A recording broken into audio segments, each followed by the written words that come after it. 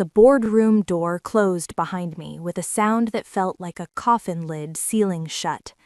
10 o'clock in the morning. That's when they fired me. Leonard Hastings, the interim CEO who'd been circling my position for months, sat across from me with his hands folded, his expression as blank as a mannequin's. 3 board members flanked him. Not one of them would meet my eyes. "The earnings miss was significant, Petra," Leonard said, his voice measured and clinical. "The shareholders have lost confidence." 2.3%. That's what the miss was. In a volatile market where our competitors were down 7, 8, even 12%, we'd missed projections by 2.3%. I'd warned them in Q2 that the expansion into the southwestern territories would require patience. I'd shown them the 20-year models. They'd nodded, smiled, shaken my hand. Now those same hands were taking everything I'd built. Before we continue, if you're finding this story compelling, I'd appreciate your support as we work toward our next milestone of 2,000 subscribers.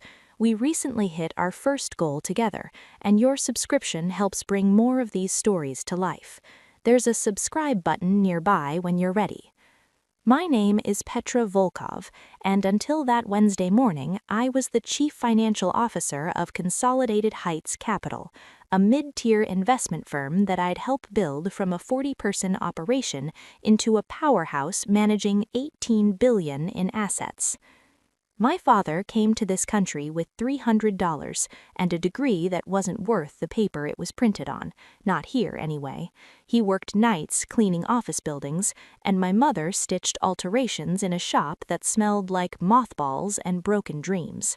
They didn't give me money, but they gave me something more valuable.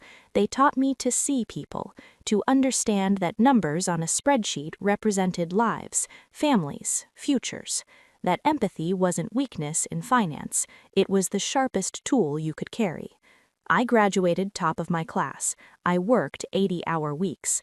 I made Consolidated Heights profitable when every analyst said we'd fold within 2 years. And when the board needed someone to blame for a market correction they couldn't control, they chose me. But what they didn't know, what Leonard Hastings and his 3 silent sentinels didn't know, was that I'd seen this coming. Not the specific day, not the exact fabricated reason, but the inevitability of it. When you're a woman in finance who doesn't play golf, doesn't laugh at the right jokes, and actually cares about fiduciary responsibility over quarterly optics, you learn to read the room. And I'd been reading this room for 6 months. So, I'd prepared. The meeting lasted 7 minutes. They'd already had HR pack my office, security would escort me out. The severance package was sitting in a folder on the table, 3 months' salary, which was insulting considering I'd generated returns that had made some of these board members personally wealthy. I didn't argue. I didn't plead. I took the folder, stood, and walked out with my head high and my heart hammering against my ribs like it was trying to escape my chest. 11:15. That's when I was officially out of the building. My office was already emptied, my credentials deactivated, my nameplate removed from the door like I'd never existed. They'd put a box of my personal items in my car, a photo of my parents, a small plant that somehow survived despite my care, and a coffee mug that said, "Numbers don't lie, but people do," a gift from my analyst team 3 years ago. They thought it was funny. Turned out to be prophetic. I sat in my car in the parking garage for exactly 4 minutes. Then I made a call. "Mitchell, it's Petra. We're moving forward. Today." Mitchell Cho was my attorney, but more importantly, he was the only person outside of 2 very specific creditors who knew what I'd been constructing over the past 5 months, a fail-safe, an insurance policy. Some might call it a revenge plan, but that wasn't quite accurate. It was more elegant than revenge. It was consequence. "You're certain?" Mitchell's voice came through the car speakers, calm as always. "They just terminated me for cause based on a 2.3% earnings variance in a down market. That's actionable on its own. No lawsuits. We discussed this. I want the other mechanism." A pause. Then, the poison pill. Yes. In corporate finance, a poison pill is typically a defensive strategy to prevent hostile takeovers. A company issues rights to existing shareholders that let them purchase additional shares at a discount if someone acquires too much stock, diluting the hostile party's position and making the takeover prohibitively expensive. What I'd constructed was different. It was a debt poison pill, and it was beautiful in its precision. 3 years ago, when Consolidated Heights was expanding, we'd taken on significant debt. I'd structured it personally, negotiated with 7 different creditors, created a complex waterfall of senior and subordinated notes, and installed protective covenants, standard procedure. What wasn't standard was the clause I'd buried in the subordinated debt agreement with 2 specific creditors, Hartwick Fund Solutions and Belmont Structured Assets. The clause stated that if I were terminated without cause, or if I were terminated for cause based on financial performance metrics that fell within specific parameters that I'd defined, parameters based on reasonable market volatility, those 2 creditors held a combined $490 million in subordinated debt, and I'd spent 3 years building a relationship with them, earning their trust and making them whole on every payment, while simultaneously preparing for the possibility that I might need this option. Because the second part of the clause was the real weapon. Upon my acquisition of that debt, certain acceleration provisions would trigger, provisions that would require Consolidated Heights to either refinance the entire subordinated debt stack within 30 days, or give the debt holders, meaning me, equity conversion rights that would grant me 51% ownership of the company. In a stable market with a clean balance sheet, they could refinance. They'd take a hit on the terms, but they could do it. But Consolidated Heights wasn't stable anymore. Leonard had been making aggressive moves, taking on riskier positions, stretching the leverage ratios to pump up short-term returns. He'd been setting the company up to look good on paper for exactly long enough to justify my termination and his permanent installation as CEO. What he'd actually done was create a house of cards that couldn't withstand the wind I was about to blow. "The agreements are ready," Mitchell said. "I'll need your signature and the wire transfer. Petra, you understand what this means financially for you personally." $490 million. I didn't have that kind of money in my bank account, but I had assets. I had a home in Connecticut worth $3.2 million that I'd bought during the market dip and renovated myself. Well, supervised the renovation while learning more about load-bearing walls than I ever wanted to know. I had investment accounts, retirement funds that I'd meticulously grown. I had a vintage car collection that my father and I had built together, each vehicle restored with our own hands in a garage that smelled like oil and optimism. And I had relationships with private lenders who understood that I wasn't a risk, people who'd watched me operate for 15 years with perfect integrity, people who knew that if Petra Volkov said she could deliver returns, she could deliver returns. I'd arranged the financing in 48 hours, 3 private lenders, cross-collateralized against everything I owned, with personal guarantees that meant if this failed, I'd lose it all. My home, my savings, everything except the memories and the lessons my parents taught me, and even those would be tainted by the weight of catastrophic failure. "I understand," I said to Mitchell. "And you're prepared for the fallout?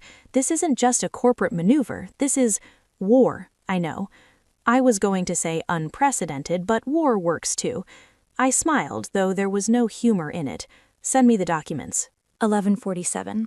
I signed the papers in my car, my hand steady despite the adrenaline turning my blood into electricity. The wire transfers initiated, $490 million moving through the financial system like a tsunami that hadn't reached the shore yet. The people at Consolidated Heights had no idea what was coming. They were probably celebrating. Maybe Leonard was already moving into my old office, sitting in my chair, planning his first board meeting as the permanent CEO who'd successfully removed the obstacle. Noon. That's when the transfers completed. That's when I officially owned 51% of Consolidated Heights' subordinated debt. And that's when the acceleration clause triggered. I made the second call. "Belmont Structured Assets, this is Kyle Brennan." Kyle, it's Petra Volkov. The acquisition is complete. I need you to file the acceleration notice with Consolidated Heights immediately. Kyle had been expecting this call. He'd been one of my closest allies in structuring this arrangement, not because he had any particular loyalty to me, but because he was a professional who appreciated elegant financial engineering, and what we'd built was a masterpiece. Filing now, he said. Petra, they're going to lose their minds. That's the idea. The notice would hit Leonard's desk within minutes. It would inform him that due to my acquisition of the debt positions and the triggering of the acceleration clause, Consolidated Heights had 30 days to refinance $490 million in subordinated debt, or I would have the right to convert that debt to equity at a conversion price that had been set 3 years ago, a price that was now absurdly favorable due to the company's current valuation. The conversion would give me 51% ownership, controlling interest, which meant I could walk back into that building not as an employee, not as a CFO, but as the owner.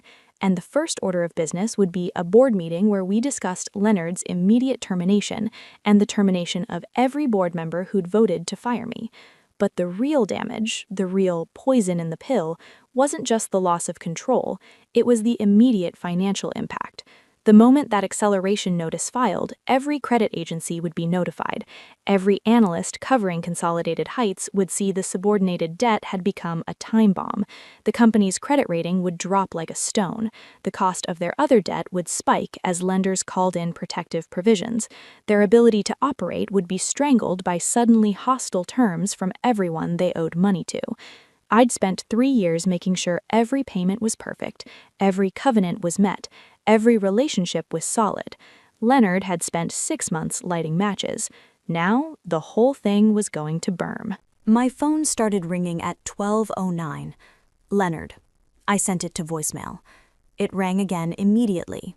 Unknown number, probably one of the board members. Voicemail. Then a third call from the main Consolidated Heights line. I turned the phone to silent and watched the screen light up over and over like a desperate heartbeat. At 12:30, I drove to Mitchell's office. We had work to do. Legal filings, notifications to the SEC, coordination with the creditors I'd just bought out. This wasn't just a corporate fight. It was a regulated financial event that required perfect execution. One missed form, one late filing, one procedural error, and the whole thing could collapse with me underneath it. Mitchell's office was in a brownstone in downtown Hartford, the kind of building that looked like it had been there since the Revolution, and probably had. His conference room had windows that overlooked the street, and I stood there watching people walk by with their coffees and their phones, living normal lives where they weren't betting their entire existence on a financial instrument most people had never heard of. Petra. Mitchell came in carrying a stack of folders that he set on the table with a heavy thud. It's done. The acceleration notice is filed, the SEC has been notified, and as of 12:45, the credit agencies have downgraded Consolidated Heights from BBB to BB- with negative outlook. BB-, junk status. The company I'd helped build, that I'd kept profitable and stable through 2 recessions and a global pandemic, was now classified as junk because of 6 months of Leonard's reckless management, combined with my calculated destruction. I should have felt guilty. I should have thought about the employees who'd done nothing wrong, who'd just shown up and done their jobs, and were now watching their company implode. I should have felt something other than the cold satisfaction that was spreading through my chest like frost. But I didn't, because I'd already planned for them, too. "The Employee Protection Fund," I said. "It's ready?" Mitchell nodded. $2 million set aside in a separate trust. If there are layoffs or if anyone loses unvested benefits due to the restructuring, they're covered. Not from company funds, from your personal guarantee. $2 million I didn't really have, but had borrowed against future equity value on the assumption that this plan would work. If it didn't, that was just $2 million more I'd lose on top of everything else. Good. The phone on Mitchell's desk rang.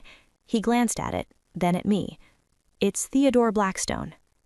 Theodore Blackstone was the chairman of Consolidated Heights Board of Directors, 72 years old, retired from a career in banking, sitting on 4 different boards and collecting fees while playing golf twice a week. He'd been in that room this morning. He'd sat there silently while Leonard fired me. "Speaker," I said. Mitchell pressed the button. "Theodore, I have you on speaker with Petra Volkov and myself." Theodore's voice came through rough and strained.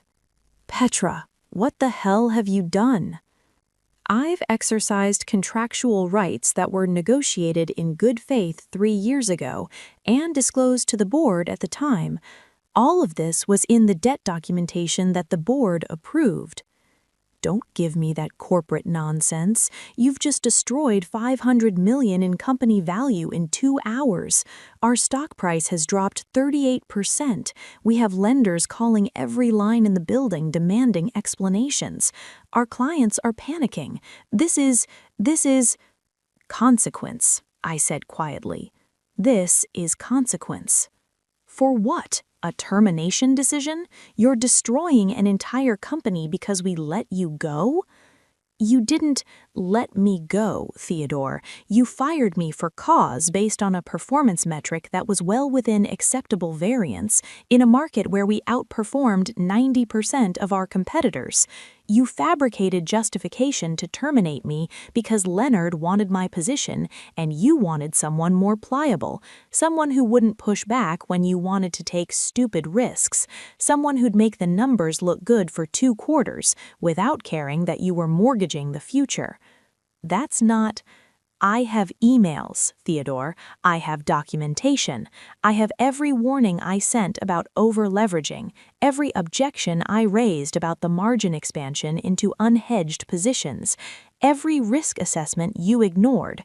So when you ask what this is for, it's not just for my termination. It's for 3 years of watching you prioritize short-term greed over long-term stability. It's for every time you smiled at me in a meeting and then undermined me behind closed doors. It's for the company I cared about that you were slowly destroying." Silence on the line. Then, "What do you want?" "I want what I'm contractually owed, 51% equity conversion."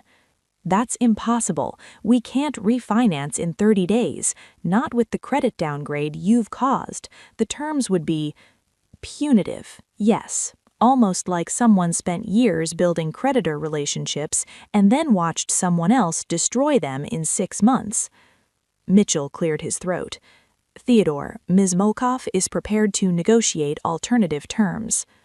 This was the moment, the inflection point where this stopped being pure revenge and became something more complex. Because the truth was, I didn't want to own a smoking crater. I wanted to own a company. I wanted to fix what Leonard had broken.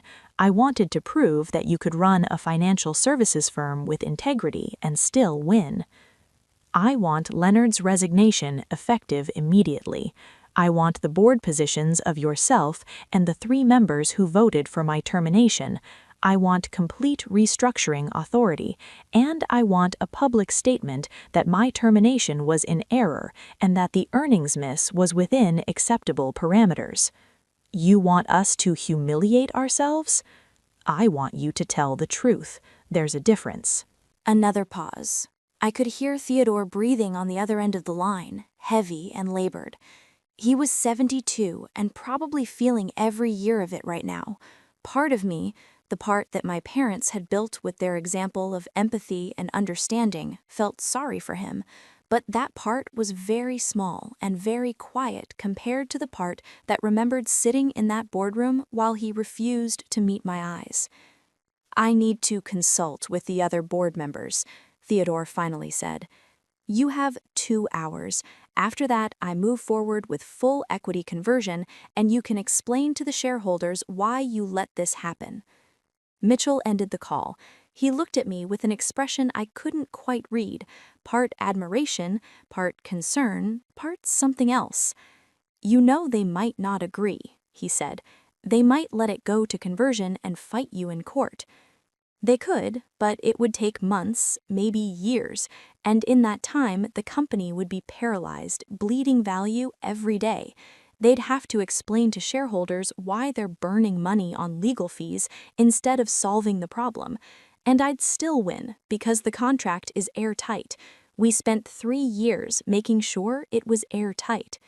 You really planned for all of this. I planned for the possibility. I hoped I'd never need it. That was true, despite everything, despite the politics and the frustration and the slow realization that I was being positioned as a scapegoat. Part of me had hoped it wouldn't come to this. Part of me had hoped that competence and dedication would be enough, that doing the right thing would matter. But hope wasn't a strategy. Preparation was.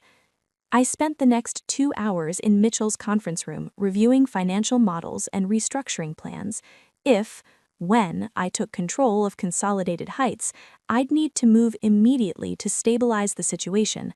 The credit downgrade was real, the lender panic was real, and the client anxiety was real.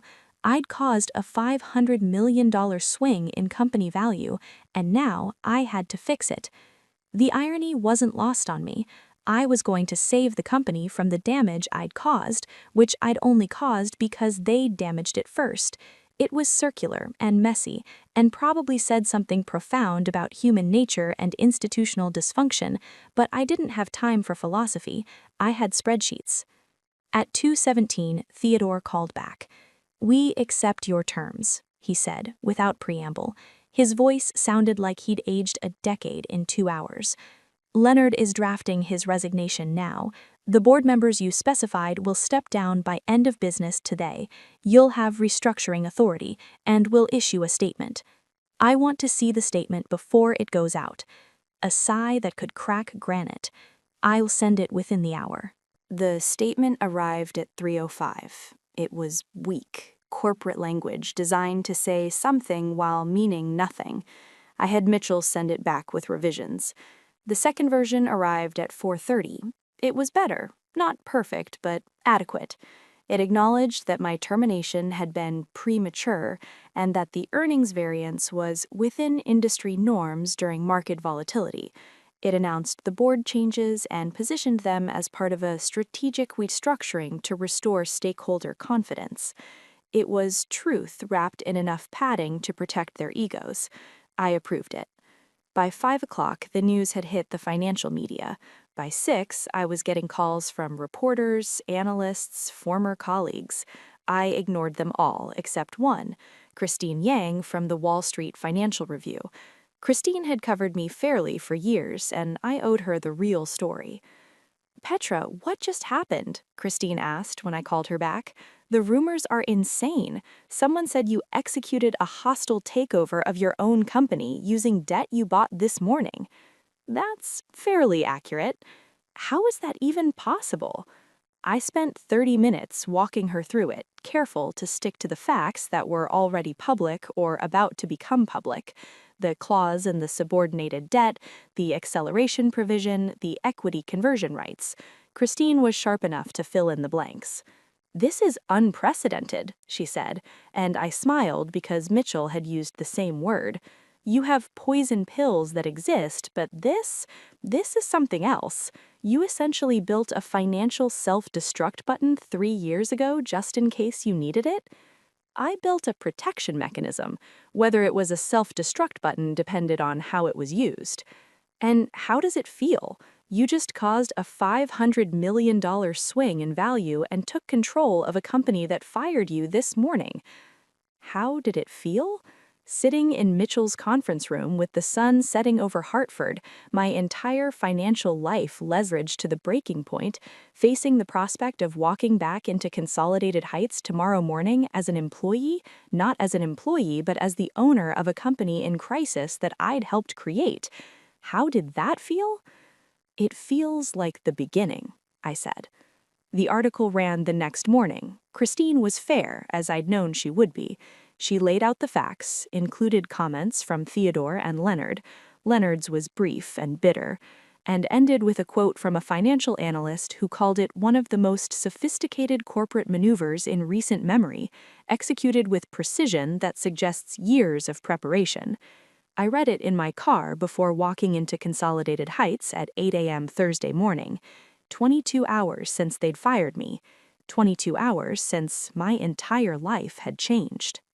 The lobby was the same. Marble floors, glass walls, the reception desk with its corporate logo that I'd helped design during the rebrand 7 years ago. But everything felt different. The security guard who'd escorted me out yesterday now nodded at me with something like respect, or maybe fear. The receptionist stood when I approached. "Ms. Volkov, they're waiting for you in the main conference room."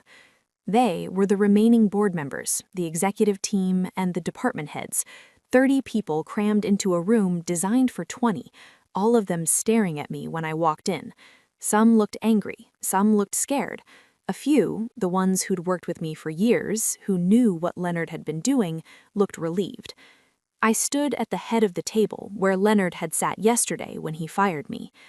22 hours ago, I was terminated from this company, I said. No preamble, no small talk. The reason given was an earnings miss that was well within acceptable parameters. The real reason was political. I'm not here to rehash that. I'm here to fix what happens next.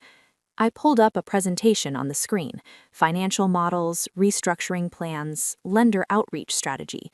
I've been up until 3 a.m. building it. Our credit rating is BB-. Our stock is down 38%. We have clients threatening to pull assets and lenders threatening to call protective provisions. This is a crisis, and it's a crisis that I caused. But I caused it because the foundation was already cracked. Leonard's leverage expansion, the unhedged margin positions, the covenant violations that we barely avoided last quarter, all of that was already pushing us toward this cliff. What happened yesterday just accelerated the timeline.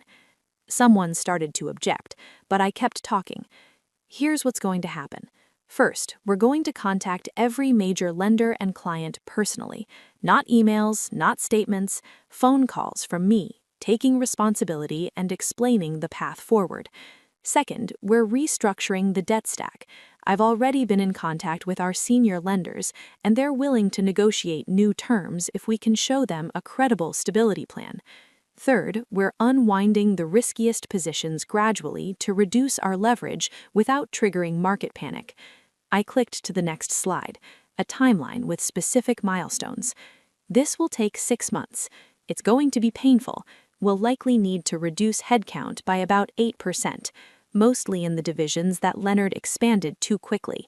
But anyone who's laid off will receive full severance plus 6 months of benefits, funded by a protection pool I've established separately. That got their attention. Confused looks, whispered questions. "Why would you do that?" someone asked. Angela Torres, head of operations. She'd been with the company for 12 years. "Because this isn't their fault. Because I'm responsible for what happens to the people in this building, whether I caused their pain directly or indirectly. And because if we're going to rebuild this company into something worth saving, we start by treating people like they matter." The meeting lasted 3 hours. There were questions, objections, arguments. Some people left angry, but most stayed and listened. And by the end, I saw something I hadn't expected. Hope. Cautious, fragile hope that maybe this disaster could be turned into something better. The next 6 months were the hardest of my life. 18-hour days, endless calls with lenders and clients, financial models rebuilt a dozen times as market conditions shifted. We lost some clients, the ones who'd been looking for an excuse anyway, but we kept most of them, and we gained a few new ones who were impressed by the honesty and the fight. The credit agencies upgraded us twice, first to BB+, then to BBB-. We reduced leverage by 32%. We unwound the riskiest positions and redeployed that capital into stable, long-term investments. We rebuilt the culture around the principles I'd learned from my parents, that numbers represented people, that short-term greed always cost you long-term success, and that integrity wasn't optional. By month 4, we were profitable again. By month 6, our stock had recovered to within 5% of where it had been before the crisis. And by month 8, we announced a new strategic direction: sustainable investment strategies focused on long-term value creation. It wasn't sexy, it wouldn't generate headlines or quick wins, but it was solid, and it was real. Throughout all of it, I thought about that moment in the boardroom when Leonard fired me, about the 7 minutes that had felt like the end of everything, about how close I'd come to letting it break me. But I'd learned something from my father cleaning those office buildings and my mother stitching alterations in that tiny shop, that dignity wasn't about what happened to you, but about how you responded. That strength wasn't the absence of fear, but the choice to move forward despite it. The mechanism I'd built, the poison pill that everyone was calling unprecedented and brilliant, wasn't really about financial engineering. It was about refusing to be powerless. It was about understanding that if you were smart enough and patient enough and willing to risk everything, you could protect yourself from people who saw you as disposable. A year after that Wednesday morning, I stood in the same lobby where security had escorted me out. The company was stable, profitable, and growing. We'd just been featured in 3 major publications as a case study in corporate turnaround. And I'd just finished a call with a woman in her 30s who was being pushed out of her company for political reasons. She said, "I don't have your resources. I can't do what you did." I'd told her, "You'd be surprised what you can do if you prepare for it. Start building your fail-safes now. Document everything, build relationships, understand your leverage, because someday you might need it, and when that day comes, you want to be ready." She'd franked me and hung up, and I'd stood there thinking about all the people who got fired and didn't have a poison pill to deploy, who just lost and stayed lost. The system wasn't fair. It probably never would be, but that didn't mean you couldn't fight back. It just meant you had to be smarter about how you fought. I walked back to my office, the corner office that used to be Leonard's, that used to be the CEO's, that was now mine. I'd redecorated it with photos from my parents' journey, reminders of where I came from and why any of this mattered. There was the picture of my father in front of his first car, a beat-up sedan he'd bought for $300 and driven for 8 years. There was my mother on the day she opened her own alteration shop, finally working for herself instead of someone else. And there was me, young and determined, at my college graduation, holding a degree that had cost them everything and meant everything. The phone rang. A mother crisis, another opportunity, another day in a job that I'd fought to keep and then fought to take. But before I answered, I looked out the window at the city below. Hartford, Connecticut wasn't New York or San Francisco or any of the places that people thought of when they imagined high finance, but it was real, and it was mine, and I'd nearly lost it all to defend it.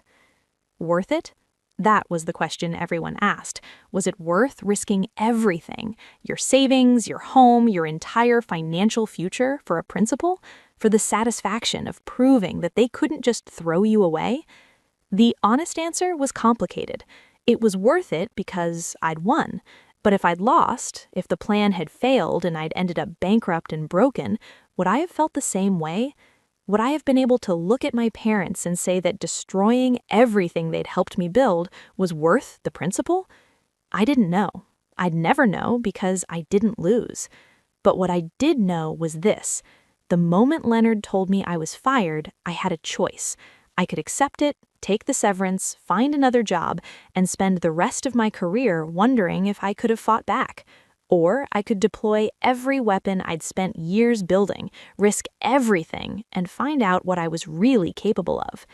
I chose the second option, and whether that made me brave or reckless or vindictive or brilliant depended on who you asked and whether they'd ever been in that position.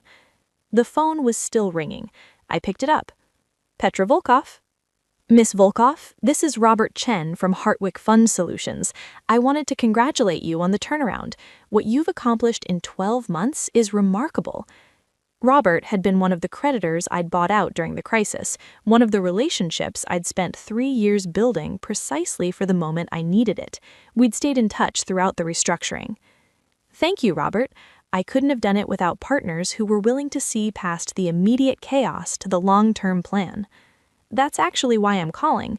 We have a client who's in a similar situation, not identical, but similar. Company leadership making short-term decisions that are creating long-term fragility, and she's looking for advice on how to protect herself. I thought of you. I smiled. This was happening more often now. People reaching out, asking questions, trying to understand how to build their own protection mechanisms before they needed them. Have her call me, I said. I'm happy to talk through the strategy. After I hung up, I sat back in my chair and thought about what I'd built. Not just the company, though Consolidated Heights was thriving now, stronger than it had been in years, but the model. The idea that you didn't have to accept powerlessness, that you could engineer your own leverage if you were patient and smart and willing to take risks. It wasn't a solution for everyone. It required resources, knowledge, time, and a level of risk tolerance that most people didn't have. But for those who could do it, it was a path. A way to fight back against systems that were designed to make you disposable.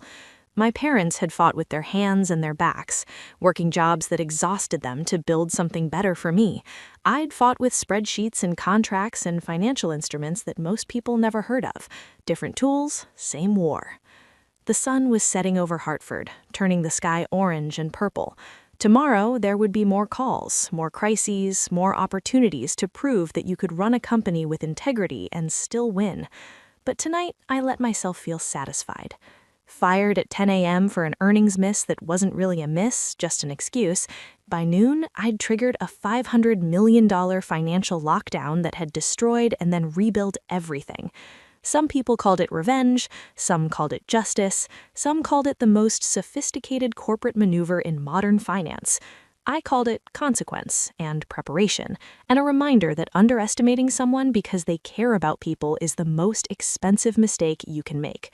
The phone rang again. I picked it up, ready for whatever came next. Because that's what you do when you've risked everything and won. You keep moving forward, you help others when you can, and you never forget that the next crisis is always just one board meeting away. But this time, I'd be ready. I'd always be ready. Because that Wednesday morning in the boardroom had taught me the most important lesson of my career. The best time to build a failsafe is years before you need it, and the second best time is right now. Before we wrap up, if this story resonated with you and you haven't yet subscribed, I'd truly value your support. We're building toward 2,000 subscribers, and each one of you makes these stories possible. The subscribe button is there whenever you're ready. My name is Petra Volkov, and this is how I learned that sometimes the most powerful weapon isn't the one you use, it's the one you build years in advance, hoping you'll never need it, but knowing that when the moment comes, you'll be ready to deploy it with precision.